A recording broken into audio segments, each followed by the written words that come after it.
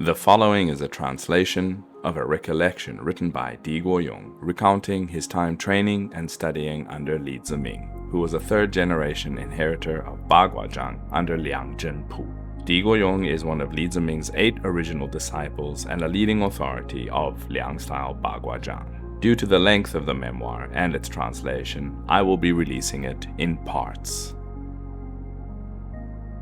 My experience in the study and practice of Bagua Zhang by Guoyong.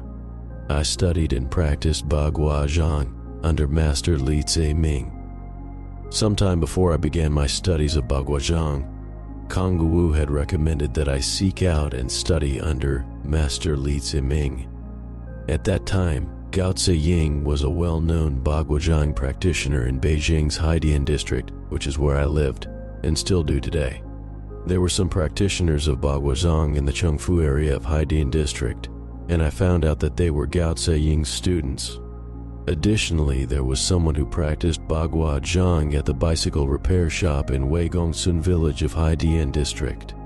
After some inquiries, it turned out that he too was a student of Guoyong.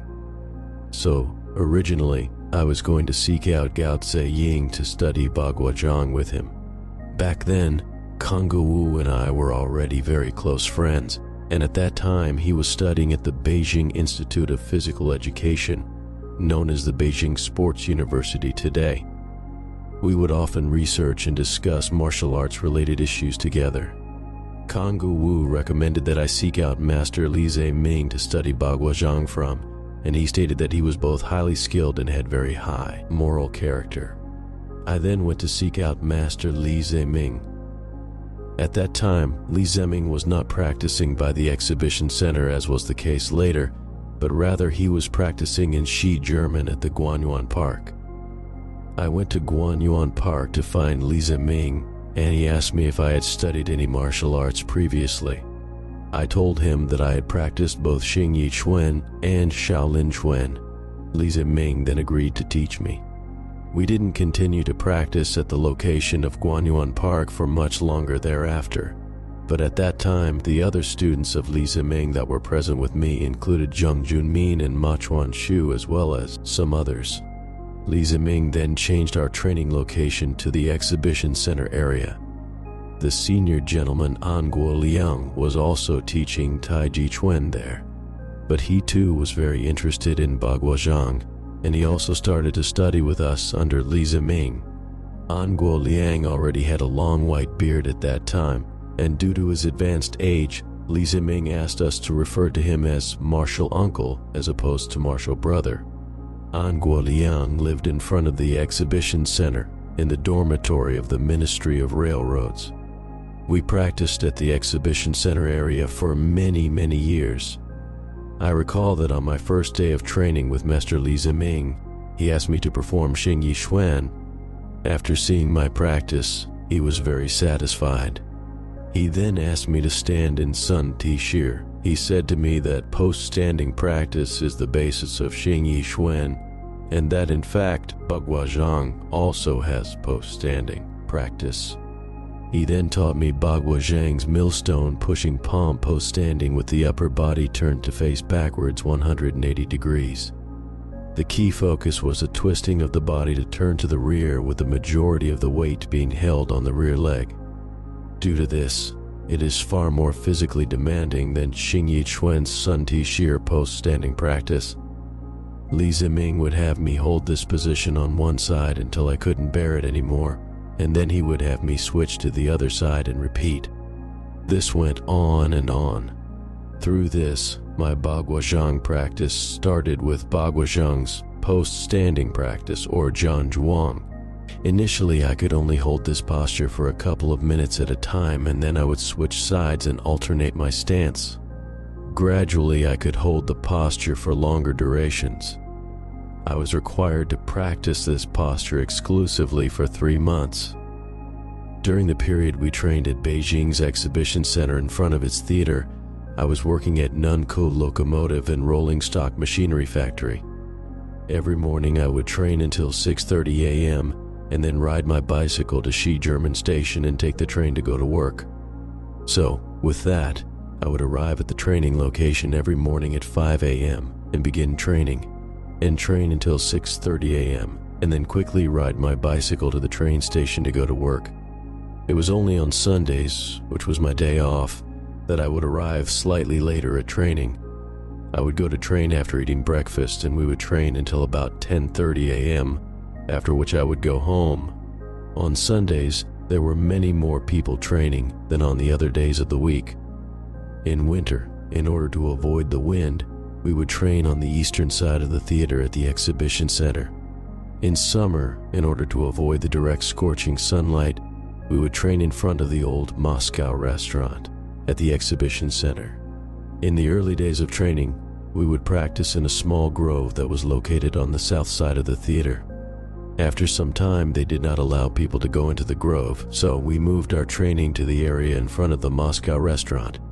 If many people were training, we would sometimes train in the public square there. In the beginning, as Uncle Anguo Liang was teaching Haichuan there, he had a few students learning with him. However, after some time, they all came and started studying Bagua Zhang with Master Li Ziming. When we were practicing at the exhibition hall, we would start each day's practice session with basics, which would be circle walking, and we would walk until our bodies had warmed up. Generally, after 20 minutes of circle walking, we would be warmed up. Following this, depending on each person's learning situation, Li Ziming would have them focus on differing things. Beginners would focus on circle walking mainly, while older students would learn other practices, review routines, and also circle walk. Much of the focus was on learning the differing sets and weaponry, practicing routines and techniques and applications. Most important was to walk the circle with mud-wading steps or tung nibu.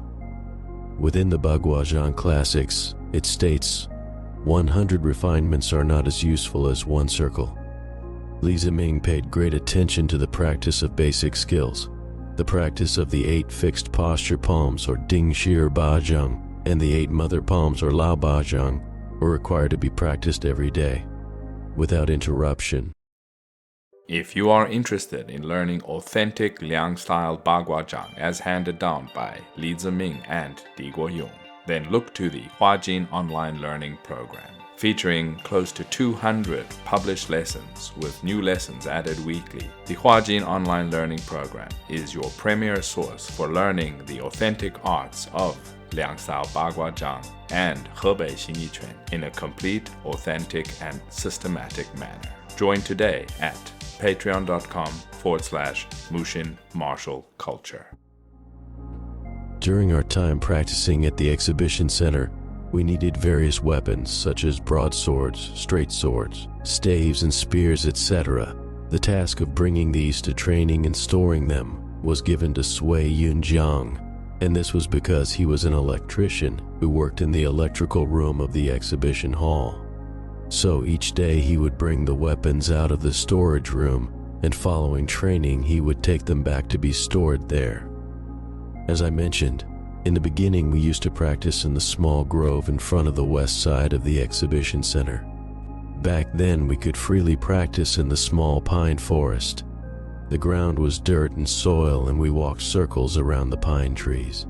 However, later, the exhibition hall management fenced off the small grove, and we started practicing in front of the old Moscow restaurant.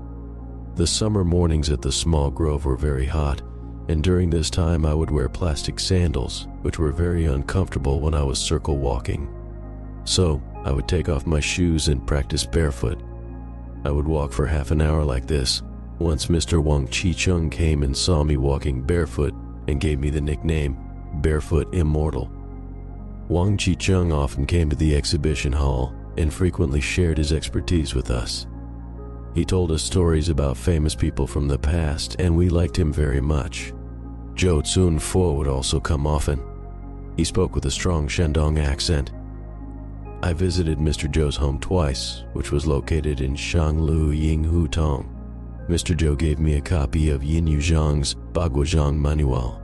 Others included Sun Lan Ting and Fujir Bin, who would come and practice circle walking. They left a deep impression on me. Lu Jiamin also came frequently. I once went to the east gate of Yoyuantan Park to learn and practice Lu Jiemin's Dun Sao Bashir, or 8 foundational practices. Zhang Jiaolong also visited, and he would instruct and also spar with me. He had a large belly, but his skills were excellent, and he was very enthusiastic. On one occasion when we were practicing next to the Moscow restaurant, an enthusiast from another town was watching us for quite some time, and then he came and suggested a match. Usually in such situations, I would be first to step up to accept challenges because I was younger and not afraid of losing. I would tell my senior brothers, "I'll go first, watch how I do. If I lose, see why I lost, and then you can go next." So, as long as I was there, I was the one who sparred with challengers, and my senior brothers never needed to step in. I didn't lose, so my senior brothers didn't need to take any action. My senior brothers were better than me, but back then, I was young and full of vigor, unafraid of anything and ready to take on any challenge. My teacher also liked this about my spirit and determination. With regards to key techniques of Bagua Zhang, our teacher Li Ziming would explain them to us at his home. This is called the distinction between internal and external, or rather between public and private practice. When it came to discussing key techniques, we wouldn't do this outside, we would go to our teacher's home. He explained many aspects, including the use of the Tiao Zhang, or scooping palm, Zhuang Zhang, or crashing palm, palm strikes, footwork and evasive maneuvers and changes for the applications, as well as the techniques and variations for Qin Na capturing and seizing and more. He taught us much about the use of Bagua Zhang. I made and have kept detailed records of everything he taught us. The practical applications and combinations of Bagua Zhang, as well as free fighting methods, were not discussed outside in public. We would return to Master Li Ziming's home where he would break them down in detail, explaining and demonstrating as we experienced various kinds of force changes, particularly the usage and variations of techniques and their combinations, subtle shifts in force, and critical details. He would explain and demonstrate, and we would experience and feel these aspects on ourselves as he taught us. This information was never shown in public. There is indeed a difference between what was shown to the public and what was taught to us, his disciples, in private. There are also reasons for the technical confidentiality involved. The goal of many tactics is to find ways to make the opponent take action, which you can then take advantage of. While teaching, Master Li Ziming would explain the techniques and also discuss some of the classic verses from the Bagua Zhang's 36 songs and 48 methods. He had a single bed in his living room, and while demonstrating on us, in order to avoid injuring us, he would throw us onto this bed to break our falls. Repeatedly doing this caused damage to the bed's frame, which broke twice and was repaired by our senior brother Ma Chuan Shu, who was a carpenter. After repairing it twice, the bed's frame broke a third time, so our senior brother replaced it with an iron edge. This time, it was harder to break, but the bed's bottom support board often got damaged. Master Li Ziming's Qin techniques for seizing and locking were extremely fast, making it hard to defend against as he would unexpectedly capture your hands as you tried to defend.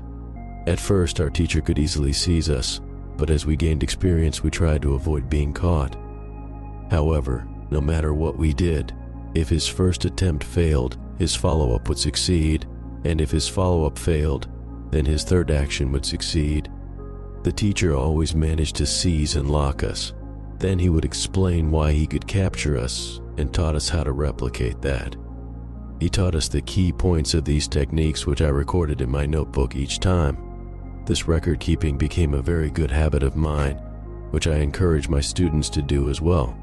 The techniques for Qin capturing and seizing involve specific methods for initiating and probing each other's hands during practice. Master Li would only do this in private at his home, not in public. In Master Li's yard there was a persimmon tree, and every autumn it produced fruit. It was of the smaller variety of persimmon tree, and it produced a lot of fruit each year. One year, the tree bore a large number of persimmons, and sometimes the wind would blow and they would fall down and get damaged. When my teacher's wife Shirmu saw me there for a visit, she would ask me to use a stick with a small cloth bag attached to it to pick the persimmons and prevent them from falling to the ground and getting damaged. When I picked persimmons at my master's home, his wife would let me take quite a few home with me.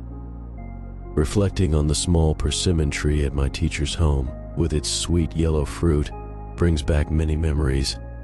The small courtyard, the stone table under the persimmon tree, my teacher's kind and fatherly face with his white beard, and my teacher's wife's, Shirmu's, warm heart.